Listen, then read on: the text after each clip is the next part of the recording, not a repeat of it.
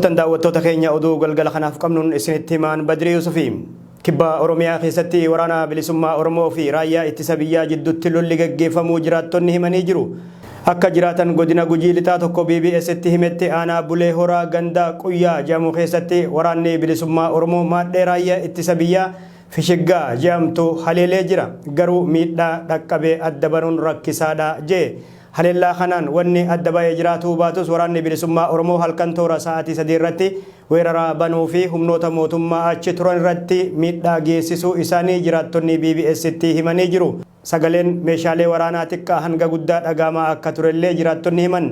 Waraanni bilisummaa Oromoo erga haleellaa san raawwatee bakka irraa dhufetti deebi'uu isallee maddeen gabaasanii jiru. Kibba Oromiyaa godina Gujii keessatti waraana bilisummaa Oromoo fi humnoota mootummaa Itoophiyaa jidduutti yeroo garagaraatti lolli gaggeeffamaa jira. Haalli naannicha jiru ulfaataa ta'uu kan himan jiraattonni rakkoon naannichaa uwwisa miidiyaa waan hin qabneef miidhaa dhaqqabe baruun cimaadha. Yeroo TPLF fi raayyaa ittisa biyyaa akkasuma humnoota naannolee isa deeggaran jidduutti lolli kaaba Itoophiyaa keessatti gaggeeffamaa jirutti kibba Oromiyaa fi lixa Oromiyaa keessattis waraana bilisummaa Oromoo fi humnoota mootummaa jidduutti yeroo garagaraatti lolli gaggeeffamuu itti fufee jira. Magaalaa Adaamaa keessatti poolisoonni federaalaa irraa bobbaafaman poolisoota humna addaa Oromiyaa irraan miidhaa geessisanii jame. Humnoonni federaalaa irraa bobbaafaman magaalaa Adaamaa kutaa Boolee keessatti poolisoota Oromiyaa fi hojjettoota mootummaa caasaalee garagaraa irratti saamichaaf reebicha gaggeessuu isaanii jiraattonni himanii jiru. Munawwar Ahmad dabalata qaba.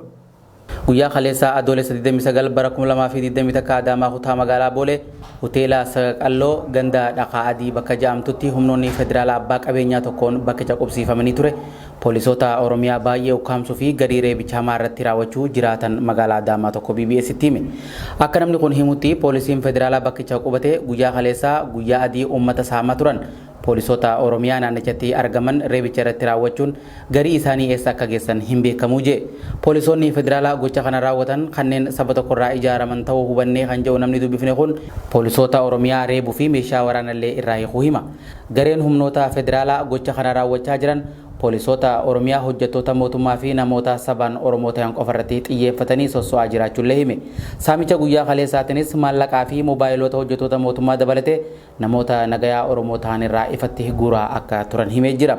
Dabaluunis duulli reebichaa fi saamichaa kaleessa ganama jalqabe hanga halkan edaa sa'aatii 3tti itti fufee turuu hime. Haala kana tasgabbeessuuf hanga ammatti gara mootummaarraa tarkaanfiin fudhatamee hin jiru jee. Namoonni reebicha poolisoota federaalaa kanaan miidhaman baay'een hospitaalota garagaraatti yaalamaa jiraachuu eeree jira. Gareen maqaa poolisoota federaalaatiin gocha diinummaa uummata Oromoo irratti raawwachaa jiran kanneen abbaa qabeenyaa sabaan Amaaraa ta'e Sintaayyoo nama jedhamuun kutaa magaalaa Boolee kana qubachuu himee jira. Poolisoonni federaalaa kanneen kan saba tokkorraa gurmaa'an ta'uu fi afaan Amaaraa malees afaan biraa kan hin dandeenye ta'us namni gochicha ijaan arge kun himee jira. Walumaa galatti humnoonni federaalaa ilaalcha addaa uummata Oromoof qabaniin haleellaan kun kan itti fufu yoo ta'e balaan dhufuu guddaa ta'uu mala jechuun dubbate. Kaleessa gaafa guyyaa 22 galgala keessa sa'aatii 5tti dhukaasa ture. Dhukaasa kana gaafa birmannee baanu poolisiin federaalaa siviilii jaanisii uummata karaarraa godhanii saamaa turanii baay'ee namarraa guraa turanii namoota hojjettoota mootummaa naannoo Oromiyaa warra ta'an poolisii Oromiyaa fa'aa guyyaa reebaa turanii galgala immoo humna wal ijaaranii meeshaadhaan jira kan dullaa miidhame baay'ee jira. Isaanis hospitaala seenanii jiru. Warri kaan immoo isatti akka isaan geessan hin beeknu baay'inni namaa hanga nama 15dha.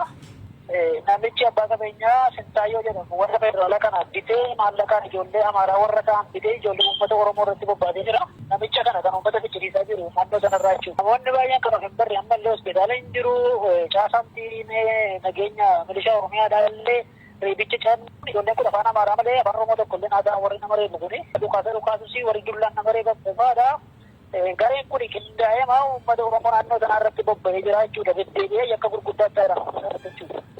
Qaamoleen kaaba Itoophiyaa keessatti wal lolaa jiran hatattamaan walii galtee dhukaasa dhaaburraa akka gayan Ameerikaan gaafatte. Dubbii himaan ministeera dhimma alaa USA Ned Price qaamoleen wal waraanaa jiran haal duree tokko malee dhukaasa dhaabanii marii siyaasaa hunda hirmaachisatti seenuu qabu jedhan.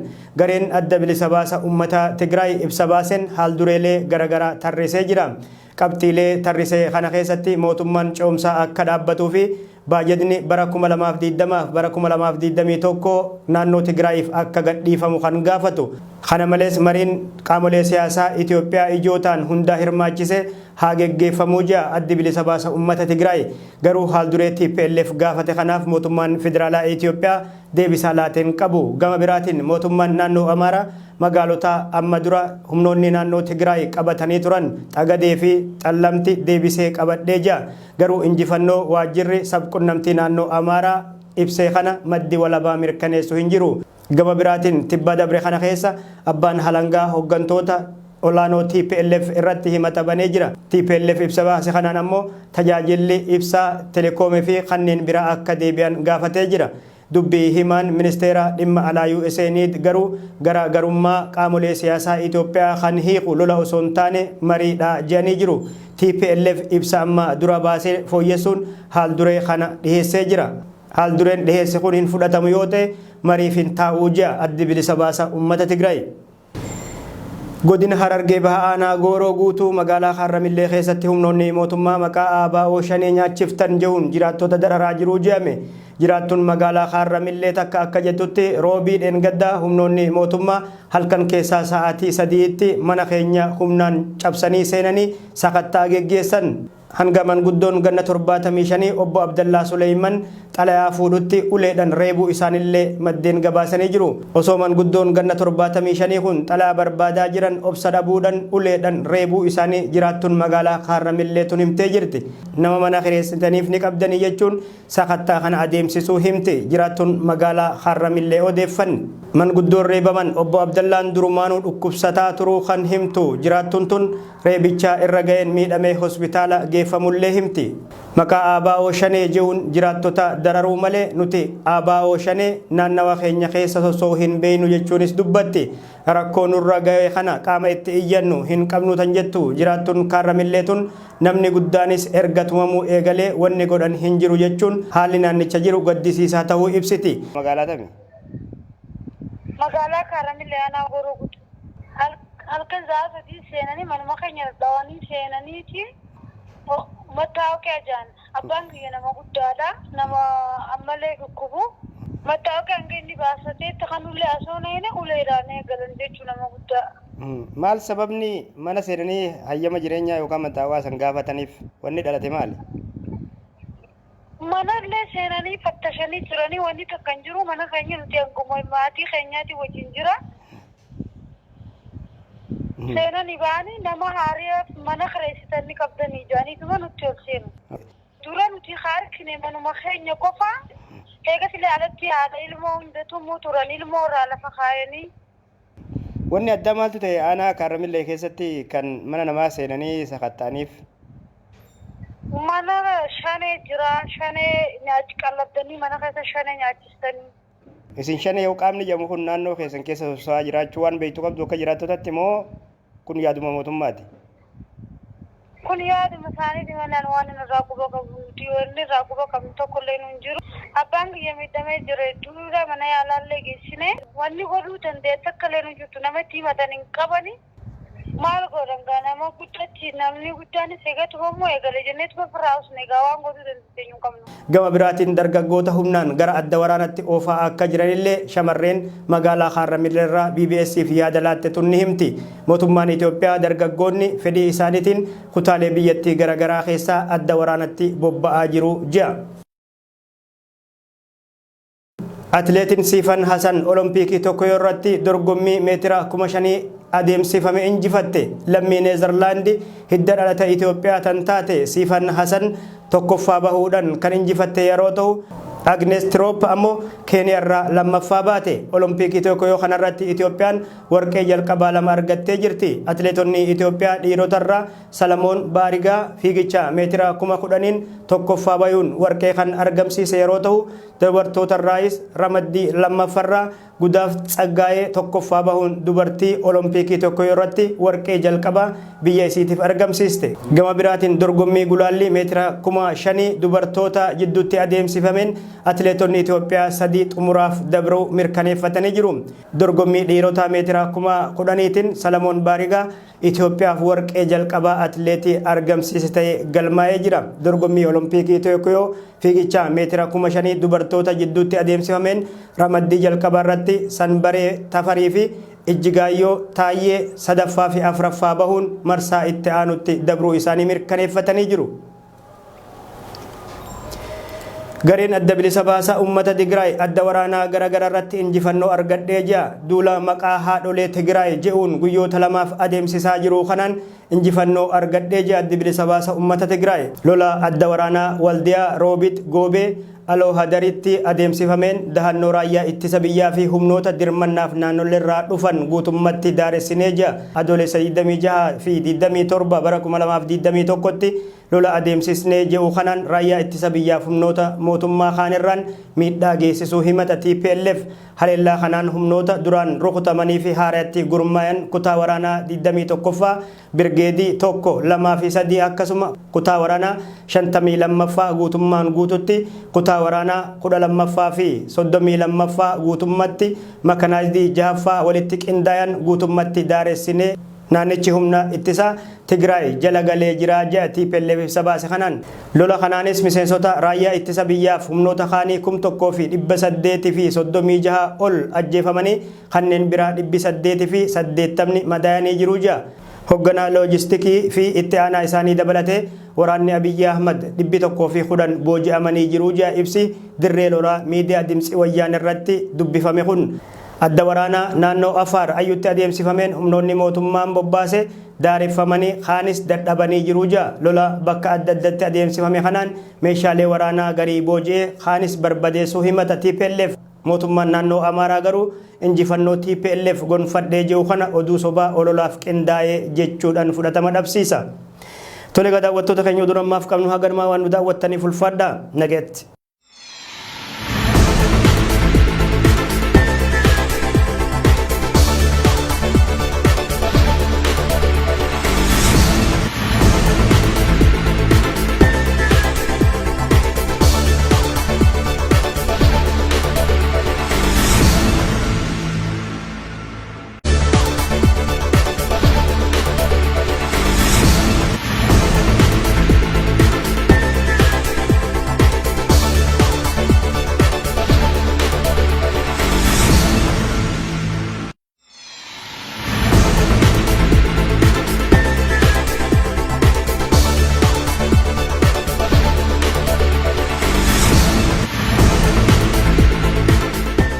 Akkam oltan daawwattoota keenya oduu galgala kanaaf qabnuun isinitti himaan Badrii Yusufi. Kibba Oromiyaa keessatti waraana bilisummaa Oromoo fi raayyaa ittisa biyyaa jidduutti lolli gaggeeffamuu jiraattonni himanii jiru. Akka jiraatan godina Gujii lixaa tokko BBS'tti himetti aanaa Bulee Horaa ganda Quyyaa jedhamu keessatti waraanni bilisummaa Oromoo maadhee raayyaa ittisa biyyaa Fishiggaa jedhamtu haleelee jira. Garuu miidhaa dhaqqabee adda baruun rakkisaadha jee. Haleellaa kanaan wanni adda ba'ee jiraatuu baatus waraanni bilisummaa Oromoo halkan toora sa'aatii 3 irratti weerara banuu fi humnoota mootummaa achi turan irratti miidhaa geessisuu isaanii jiraattonni BBS'tti himanii jiru. Sagaleen meeshaalee waraanaa xiqqaa hanga guddaa dhagahamaa akka turellee jiraattonni himan. Waraanni bilisummaa Oromoo erga haleellaa san raawwatee bakka irraa dhufetti deebi'uu isallee maddeen gabaasanii jiru. Kibba Oromiyaa godina Gujii keessatti waraana bilisummaa Oromoo fi humnoota mootummaa Itoophiyaa jidduutti yeroo garagaraatti lolli gaggeeffamaa jira. Haalli naannicha jiru ulfaataa ta'uu kan himan jiraattonni rakkoon naannichaa uwwisa miidiyaa waan hin qabneef miidhaa dhaqqabe baruun cimaadha. Yeroo TPLF fi raayyaa ittisa biyyaa akkasuma humnoota naannolee isa deeggaran jidduutti lolli kaaba Itoophiyaa keessatti gaggeeffamaa jirutti kibba Oromiyaa fi lixa Oromiyaa keessattis waraana bilisummaa Oromoo fi humnoota mootummaa jidduutti yeroo garagaraatti lolli gaggeeffamuu itti fufee jira. Magaalaa Adaamaa keessatti poolisoonni federaalaa irraa bobbaafaman poolisoota humna addaa Oromiyaa irraan miidhaa geessisanii jame. Humnoonni federaalaa irraa bobbaafaman magaalaa Adaamaa kutaa Boolee keessatti poolisoota Oromiyaa fi hojjettoota mootummaa caasaalee garagaraa irratti saamichaaf reebicha gaggeessuu isaanii jiraattonni himanii jiru. Munawwar Ahmad dabalata qaba. Guyyaa kaleessaa adoolessa 29 bara 2021 Adaamaa kutaa magaalaa Boolee hoteela Saqalloo ganda dhaqaa adii bakka jedhamtutti humnoonni federaalaa abbaa qabeenyaa tokkoon bakkicha qubsiifamanii ture. Poolisoota Oromiyaa baay'ee ukkaamsuu fi garii reebichaa irratti raawwachuu jiraatan magaalaa Adaamaa tokko BBS itti hime. Akka namni kun himutti poolisiin federaalaa bakkicha qubate guyyaa kaleessaa guyyaa adii uummata saamaa turan. Poolisoota Oromiyaa naannichatti argaman reebicha irratti raawwachuun garii isaanii eessa akka geessan hin beekamu jee. Poolisoonni federaalaa gocha kana raawwatan kanneen saba tokkorraa ijaaraman ta'uu hubannee kan jedhu namni dubbifne kun poolisoota Oromiyaa reebuu fi meeshaa waraanallee irraa hiikuu hima. Gareen humnoota federaalaa gocha kana raawwachaa jiran poolisoota Oromiyaa hojjettoota mootummaa fi namoota sabaan Oromoo ta'an qofarratti xiyyeeffatanii sosso'aa jiraachuullee hime. Saamicha guyyaa kaleessaatiinis maallaqaa fi moobaayiloota hojjettoota mootummaa dabalatee namoota nagayaa Oromoo ta'an irraa ifatti guuraa akka turan himee jira. Dabaluunis duulli reebichaa fi saamichaa kaleessa ganama jalqabe hanga halkan edaa sa'aatii 3tti itti fufee turuu hime. Haala kana tasgabbeessuuf hanga ammatti gara mootummaarraa tarkaanfiin fudhatamee hin jiru jee. Namoonni reebicha poolisoota federaalaa kanaan miidhaman baay'een hospitaalota garaagaratti yaalamaa jiraachuu eeree jira. Gareen maqaa poolisoota federaalaatiin gocha diinummaa uummata Oromoo irratti raawwachaa jiran kanneen abbaa qabeenyaa sabaan Amaaraa ta'e Sintaayyoo nama jedhamuun kutaa magaalaa Boolee kana qubachuu himee jira. Poolisoonni federaalaa kanneen kan saba tokkorraa gurmaa'an ta'uu fi afaan Amaaraa malees afaan biraa kan hin dandeenye ta'us namni gochicha ijaan arge kun himee jira. Walumaa galatti humnoonni federaalaa ilaalcha addaa uummata Oromoof qabaniin haleellaan kun kan itti fufu yoo ta'e balaan dhufuu guddaa ta'uu mala jechuun dubbate.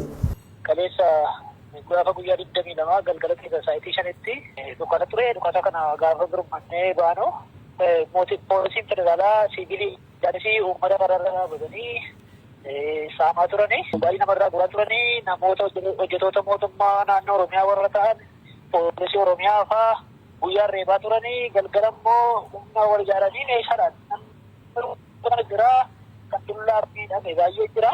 Isaanis hospitaala seenanii jiru. Warri kaan immoo isatti akka isaan geessan hin beeknu baay'inni namaa akka nama 15dha. Namichi abbaa qabeenyaa Sintaayyoo jedhamu warra federaalaa kana bitee maallaqaan ijoollee Amaaraa warra ta'an bitee ijoollee uummata Oromoo irratti bobbaatee jira. Namicha kana kan uummata fichisiisaa jiru naannoo sanarraa jechuudha. Namoonni baay'een kan of hin barre ammallee hospitaala hin jiru. Caasamtiin nageenya milishaa Oromiyaadhaa illee reebicha caan ijoolleen kun afaan Amaaraa malee afaan Oromoo tokko illee haasa'an warri nama reebu kuni. Dhukaasus warri dullaan nama reeban qofaadha.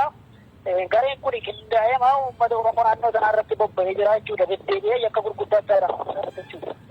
Qaamoleen kaaba Itoophiyaa keessatti wal lolaa jiran hatattamaan walii galtee dhukaasa dhaaburraa akka gayan Ameerikaan gaafatte. Dubbii himaan ministeera dhimma alaa USA Ned Price qaamoleen wal waraanaa jiran haal duree tokko malee dhukaasa dhaabanii marii siyaasaa hunda hirmaachisatti seenuu qabu jedhan. Gareen adda bilisa baasa uummata Tigraay ibsa baaseen haal dureelee garaagaraa tarreessee jira. Qabxiilee tarrisee kana keessatti mootummaan ce'umsaa akka dhaabbatuu fi baajatni bara 2020 bara 2021 naannoo Tigraayiif akka gadhiifamu kan gaafatu. Kana malees mariin qaamolee siyaasaa Itoophiyaa ijootaan hunda hirmaachise haa geggeeffamuu jedha addi bilisa baasa uummata Tigraay. Garuu haal duree TPLF gaafate kanaaf mootummaan federaalaa Itoophiyaa deebii laateen qabu. Gama biraatiin mootummaan naannoo Amaaraa magaalota amma dura humnoonni naannoo Tigraay qabatanii turan Xagadee fi Xallamti deebisee qabadhee jira. Garuu injifannoo waajjirri sabqunnamtii naannoo Amaaraa ibsee kana maddi walabaa mirkaneessu hin jiru. Gama biraatiin tibba dabre kana keessa abbaan halangaa hooggantoota olaanoo TPLF irratti himata banee jira. TPLF ibsa baase kanaan ammoo tajaajilli ibsaa telekoomii fi kanneen biraa akka deebi'an gaafatee jira. Dubbii himaan ministeera dhimma alaa USA garuu garaagarummaa qaamolee siyaasaa Itoophiyaa kan hiiku lola osoo hin taane mariidha jedhanii jiru. TPLF ibsa amma dura baasee fooyyessuun haal duree kana dhiheessee jira. Haal dureen dhiheesse kun hin fudhatamu yoo ta'e mariif hin taa'uu jedha addi bilisa baasa uummata Tigraay. Godina Harargee Bahaa Aanaa Gooroo guutuu magaalaa Harramillee keessatti humnoonni mootummaa maqaa ABO shanee nyaachiftan jehuun jiraattota dararaa jiruu jedhame. Jiraattuun magaalaa Harramillee takka akka jettutti roobii dheengaddaa humnoonni mootummaa halkan keessaa sa'aatii 3tti mana keenya humnaan cabsanii seenanii sakattaa geggeessan. hanga manguddoon ganna 75 obbo Abdallaa Suleyman xalayaa fuudhutti uleedhaan reebuu isaanillee maddeen gabaasanii jiru. Osoo manguddoon ganna 75 kun xalayaa barbaadaa jiran obsa dhabuudhaan uleedhaan reebuu isaanii jiraattuun magaalaa Harramillee tun himtee jirti. Nama mana kireessitaniif ni qabdanii jechuun sakattaa kana adeemsisuu himte jiraattuun magaalaa Harramillee odeeffanne. Manguddoon reebaman obbo Abdallaan durumaanuu dhukkubsataa turuu kan himtu jiraattuun tun reebichaa irra ga'een miidhamee hospitaala geeffamullee himti. Maqaa ABO Shanee jechuun jiraattota dararuu malee nuti ABO Shanee naannawa keenya keessa osoo hin beeynu jechuunis dubbatti. Rakkoo nurra ga'e kana qaama itti iyyannu hin qabnu tan jettu jiraattuun Harramillee tun namni guddaanis erga tumamuu eegalee wanni godhan hin jiru jechuun haalli naannicha jiru gaddisiisaa ta'uu ibsiti. Magaalaa tami. Magaalaa Harramillee aanaa goroo guutuu. Halkan zaasati seenanii manuma keenya dhawanii seenaniiti mattaawaqee ajaan abbaan kiyya nama guddaadha nama ammallee dhukkubu mattaawaqee hanga inni baasateetti kanullee asoo na'ine uleedhaan eegalan jechuu nama guddaa. Maal sababni mana seenanii hayyama jireenyaa yookaan mattaawaqaa san gaafataniif wanni dhalate maali? Manallee seenanii fattashanii turanii wanni tokko hin jiru mana keenya nuti hanguma maatii keenyaati wajjin jira. Seenanii baanii nama haariyaaf mana kireessitanii qabdanii jaaniituma nutti ol seenu. Dura nuti harkine manuma keenya qofa eegasilee alatti haadha ilmoo hundatumuu turan ilmoo irraa lafa kaayanii. Wanni adda maaltu ta'e aanaa Harramillee keessatti kan mana namaa seenanii sakatta'aniif? Mana shanee jira shanee nyaachi qallabdanii mana keessa shanee nyaachistanii. Isin shanee yoo qaamni jedhamu kun naannoo keessan keessa soso'aa jiraachuu waan beektu qabdu akka jiraattotatti moo kun yaaduma mootummaati? Kun yaaduma isaaniiti malaan waan irraa quba qabu wanni irraa quba qabu tokkollee nu hin jiru. Abbaan kiyya miidhamee jira duudha mana yaalaallee geessine wanni godhuu dandeessa akka illee nu jirtu namatti himatan hin qabani. Maal godhan gaa nama guddatti namni guddaanis eegatu homoo eegale jenneetu ofirraa usne egaa waan godhuu dandeenyu qabnu. Gama biraatiin dargaggoota humnaan gara adda waraanaatti oofaa akka jiranillee shamarreen magaalaa Harramillee irraa BBS'if yaada laatte tun ni himti. Mootummaan Itoophiyaa dargaggoonni fedhii isaaniitiin kutaalee biyyattii garaagaraa keessaa adda waraanatti bobba'aa jiru ji'a. Atileetiin Siifan Hasan Olompikii Tokiyoo irratti dorgommii meetira 5,000 adeemsifame injifatte. Lammii Neezerlaandi hidda dhalata Itoophiyaa tan taate Siifan Hasan tokkoffaa bahuudhaan kan injifatte yeroo ta'u Agnes Tirop ammoo Keeniyaa irraa lammaffaa baate. Olompikii Tokiyoo kanarratti Itoophiyaan warqee jalqabaa 2 argattee jirti. Atileetonni Itoophiyaa dhiirotarraa Salamoon Baarigaa fiigicha meetira 10,000 tokkoffaa bayuun warqee kan argamsiise yeroo ta'u dubartootarraayis Ramaddii lammaffarraa Gudaaf Tsaggaayee tokkoffaa bahuun dubartii Olompikii Tokiyoo irratti warqee jalqabaa biyya isiitiif argamsiiste. Gama biraatiin dorgommii gulaallii meetira 5,000 dubartoota jidduutti adeemsifameen atileetonni Itoophiyaa 3 xumuraaf dabruu mirkaneeffatanii jiru. Dorgommii dhiirotaa meetira 10,000tiin Salamoon Baarigaa Itoophiyaaf warqee jalqabaa atileetii argamsiise ta'ee galmaa'ee jira. Dorgommii Olompikii Tokiyoo fiigicha meetira 5,000 dubartoota jidduutti adeemsifameen ramaddii jalqabaa irratti Sanbaree Tafarii fi Ijjigaayyoo Taayyee 3ffaa fi 4ffaa bahuun marsaa itti aanutti dabruu isaanii mirkaneeffatanii jiru. Gareen adda bilisa baasaa uummata Tigraay adda waraanaa garaagaraa irratti injifannoo argadhee jira. Duula maqaa haadholee Tigraay je'uun guyyoota 2f adeemsisaa jiru kanaan injifannoo argadhee jira adda bilisa baasaa uummata Tigraay. Lola adda waraanaa Waldiyaa Roobit Goobee Aloo Hadaritti adeemsifameen dahannoo raayyaa ittisa biyyaa fi humnoota dirmannaaf naannolee irraa dhufan guutummatti daaressinee jira. Adoolessa 26 fi 27 bara 2021tti lola adeemsisnee je'u kanaan raayyaa ittisa biyyaaf humnoota mootummaa kaanirraan miidhaa geessisuu himata TPLF. Haleellaa kanaan humnoota duraan rukutamanii fi haaraatti gurmaayan kutaa waraanaa 21ffaa birgeedii 1, 2 fi 3 akkasuma kutaa waraanaa 52ffaa guutummaan guututti kutaa waraanaa 12ffaa fi 32ffaa guutummatti makanaayizii 6ffaa walitti qindaayan guutummatti daaressinee naannichi humna ittisaa Tigraay jala galee jira jedha TPLF ibsa baase kanaan. Lola kanaanis miseensota raayyaa ittisa biyyaaf humnoota kaanii 1,836 ol ajjeefamanii kanneen biraa 880 madaa'anii jiru jedha.